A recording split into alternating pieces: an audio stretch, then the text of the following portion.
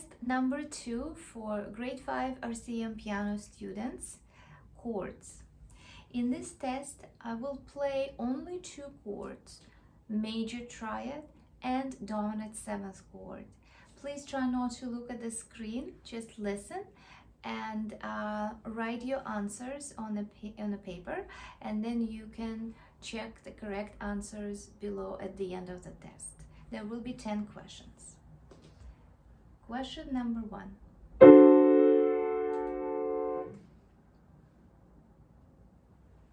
Number 2.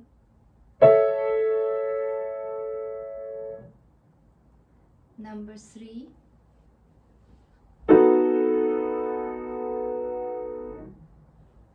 Number 4. Number 5.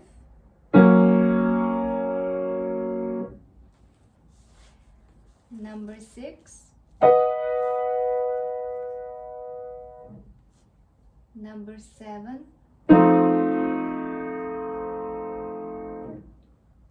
Number 8.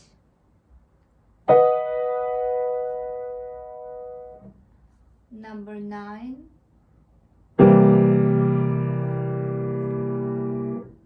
And number 10.